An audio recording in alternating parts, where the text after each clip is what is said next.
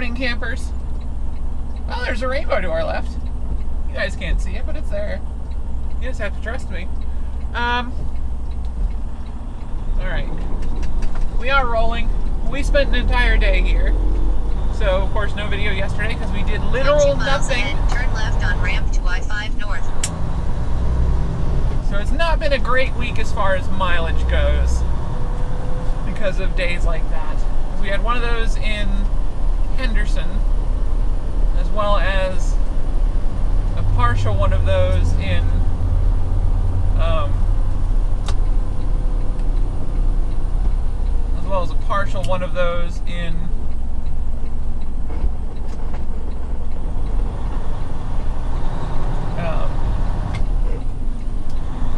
God, where was that?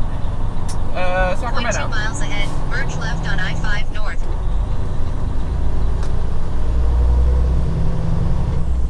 Where we spent a good chunk of a day doing pretty much nothing. So, yeah, videos are going to be weird this week, I guess. Sorry. But I've discussed getting compensated for such awful mileage with my dispatcher, so that's been arranged. Basically, we're going to grab detention 14.7 from miles ahead, take ramp to I-5 north. the customer that held me up in California. Not the one, well, the company is going to pay me some compensation for the relay load we did into Sacramento, since that took so long to get off the truck. Since that one was technically late, there's no way we can bill the shipper or the receiver for detention, because it obviously wasn't their fault, but the company's going to reimburse me since that cost a bunch of my time and I was doing them a favor. So, yeah, fun how that works. We are on Interstate 5. Oh, and also we're going to get detention off the shipper in Tracy that took 7 hours to load total? From like arrival to depart, it was like 7 hours. It was something ridiculous. So we're going to snag some detention off that. It's not going to be a lot, but it's at least going to cover the food that I bought on those days. And it will at least cover the food. As for yesterday, I don't know. I might talk to my dispatcher about getting another day of downtime pay, but probably not. Probably not. We would have had a crappy day somewhere in there due to my clock anyway. But still.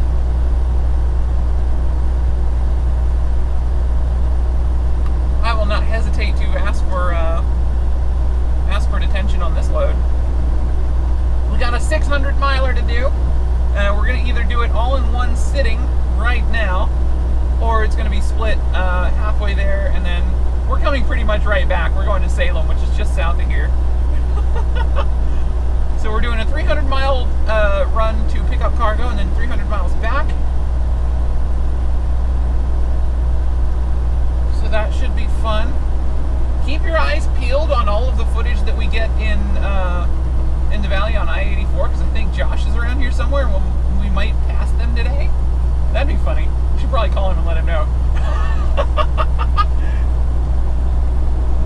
Well, we are finally far enough away from Portland that the weather is clearing up. I mean, just look at the water. It is so placid now that you can see the mountains reflected in it perfectly.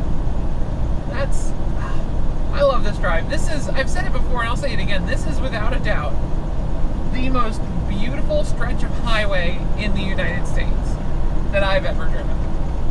I mean, I love it. This is incredible. I only wish that we'd gotten, I only wish it was a little bit greener at the moment, but you know, it is still winter. Sort of, no, I think it actually is technically spring now, but you know, the throes of winter have not quite ended yet. Grass is not quite back, but it's getting there. It's getting there. Rainy days like today will certainly help get that back up and get that back up in lush and green for our next visit, which will be tomorrow. Yeah, we're gonna turn around and come right back down this gorge, either tonight or tomorrow morning. Probably before sunrise for the most part.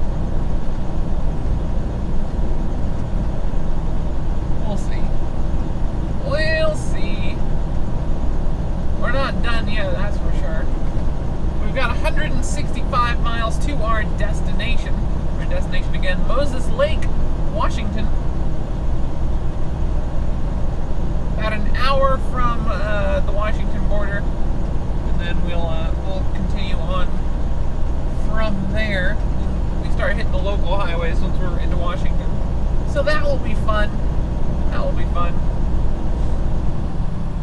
Goodbye, Interstate 84. Hello, U.S. Highway 730.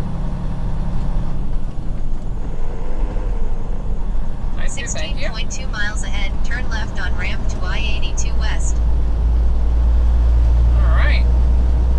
So this is a little bit of a shortcut that you can do if you're eastbound but need to get onto Interstate 82. This is basically just a direct route from 84 to where I-82 crosses the Columbia River, and it follows right along the Columbia River. So it's just kind of perfect, you know? It saves like 5-6 miles. I don't know exactly. I know it saves at least 5 minutes, but you know, that's the important one. It's the nice direct routing. The City of Umatilla Police. Nice little place there. Tiny little police department. Keeping up our visual scanning. This is a heavy pedestrian zone. Got your speed down, eyeballs up. Watching for people. Amanda's Bar and Grill. I like bars and grills. Well, the grill more than the bar, but still. That is my kind of food.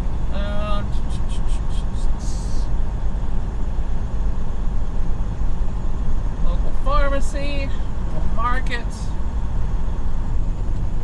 Donita's Tacos, local museum. That might be fun. That's actually only a mile from the way station. That could be a fun thing to come check out someday.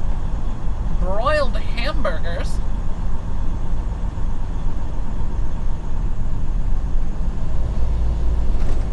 There they are. Nice blind little hill there, thanks to the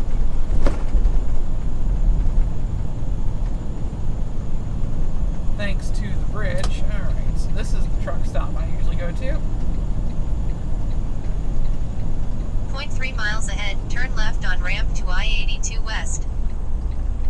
Yeah, 0.2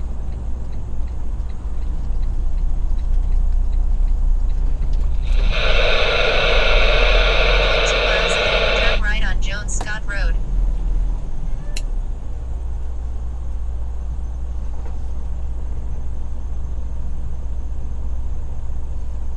Y'all making this hard.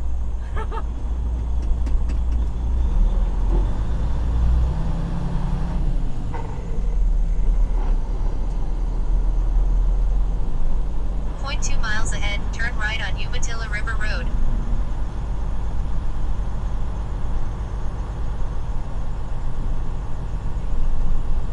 Alright, let's get our butts turned around, pull into a parking spot, and then head inside, see if they've got eggs.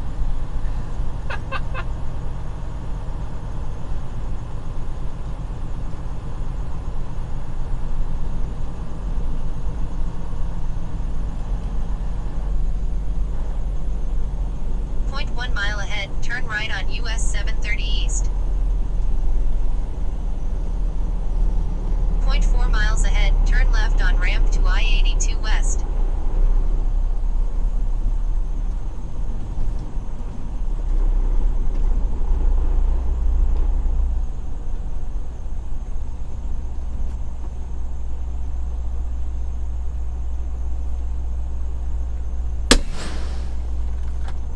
We are back on the road, back headed towards our destination, 104 miles from here. Though we are, of course, going to just immediately skip the, oh, there's a Jim Palmer up there on top of the bridge. We are going to skip a bit of 82, instead going to, oh, yeah, dude, you got a flat tire. Oh, no. We're going to skip Interstate 82 and instead go 730. Right through the left turn lane there. Nice job. How about you? Did you cut into that lane? Not much. Little. Alright, flat tire van. You should probably pull over.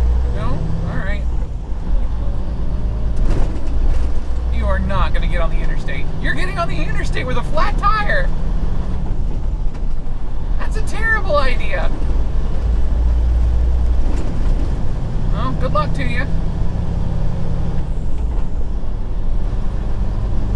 Good luck to you. Alright, we're gonna go on 730. I should actually turn my GPS on now. 25 miles ahead, turn left on US 12 West. See, yeah, okay, so 114 miles now, so 10 miles out of route to save more than 10 minutes by not going through downtown Kennewick.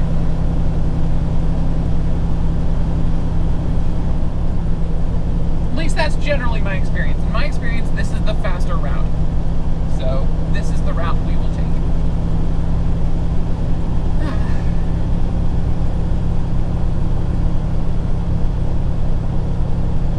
Also, it's just plain better for fuel economy. So,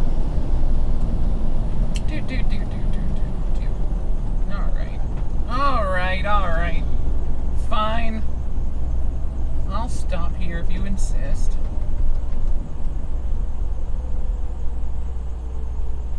Or not.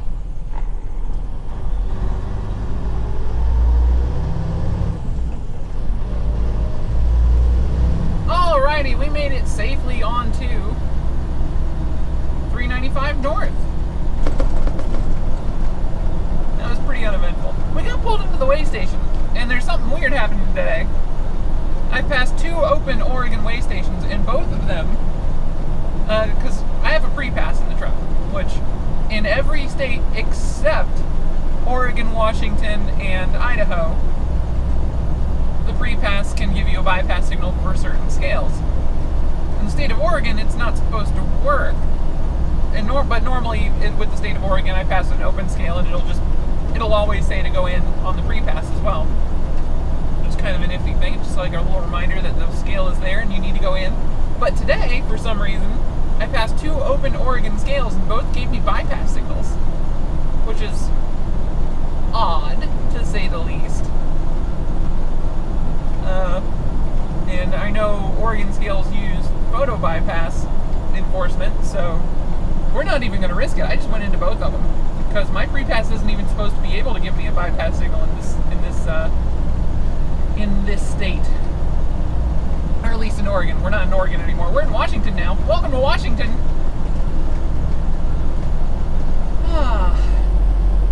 Alrighty. We are off of 395. This is our straight as an arrow road that goes from, I don't know what town that was back there. It's like Mesa, maybe? Mesa, Washington? It goes from US 395 due north to Moses Lake. It is our shortcut. At least I think it's all due north. I think there might be a westward jog at some point.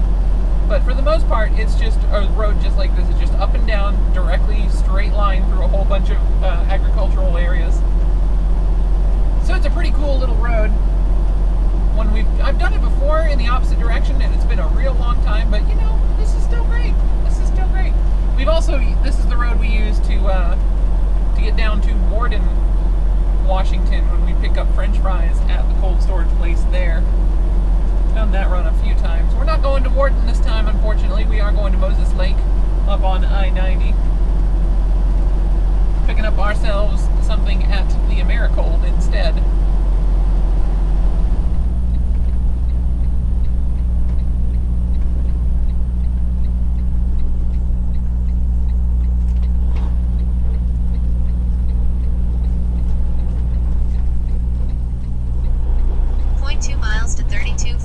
Road end northeast on the right. How do I get in?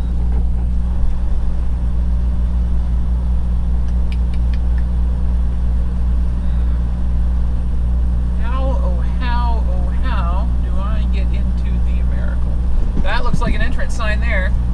That's where I thought I saw the entrance on satellite. So approaching 3245 road end northeast on the right.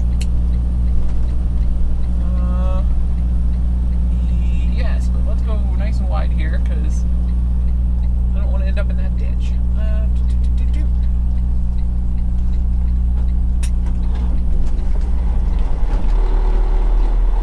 Oh, glad I did that. We didn't clear that by much. Alright.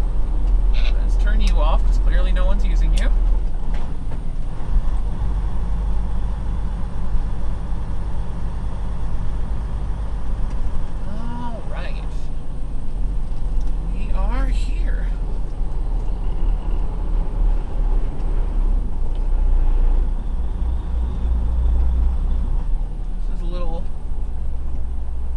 small and cramped side.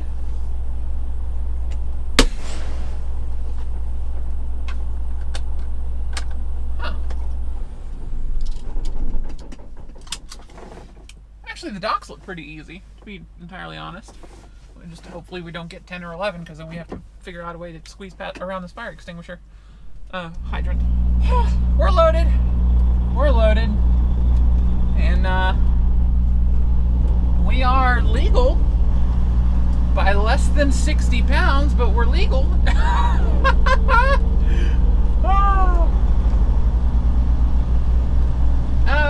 So yeah, cut that a little close.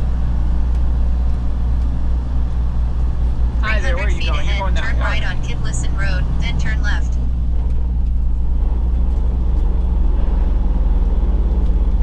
Less than 60 pounds below the legal maximum on our drive tires. But that's fine, that's fine. Our first scale is going to be in Oregon. So we don't honestly need to worry too terribly much about that until we get there. So we'll burn a bit of fuel before that happens as well, which will bring both our drives and our steer axles down a bit.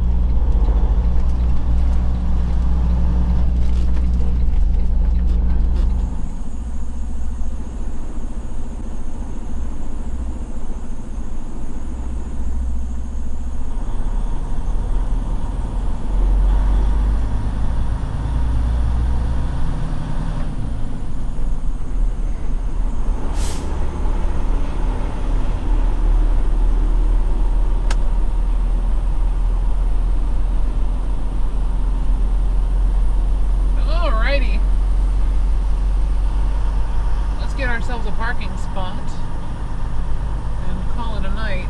0.1 mile ahead, continue straight.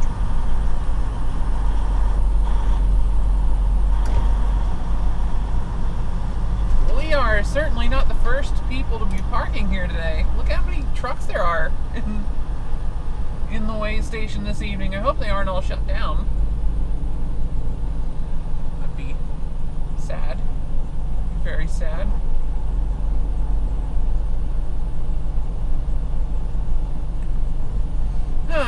But also still not our problem. So let's just whoop into this last spot here on the right. 0.1 mile ahead, turn right on ramp to Brownell Boulevard, then keep right. Yoink. Just perfect. Alright. One of our favorite stopping points for the evening.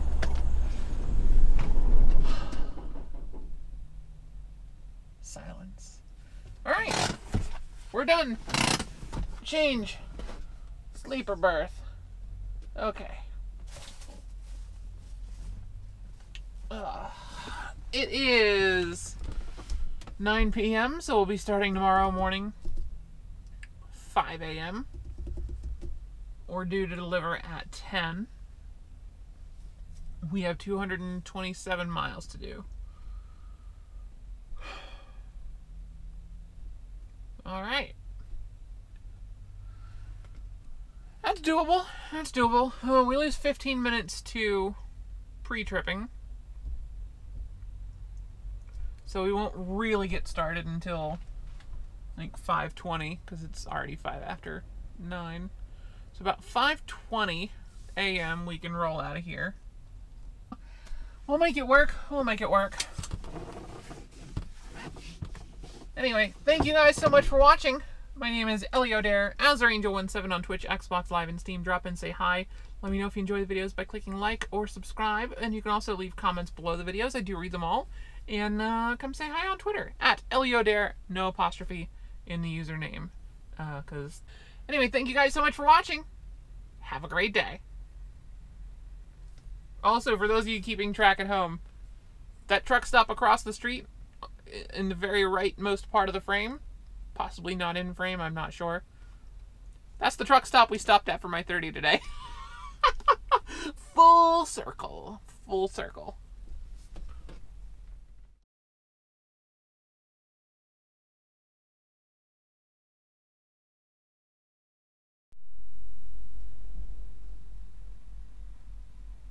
Okay, so I actually forgot something.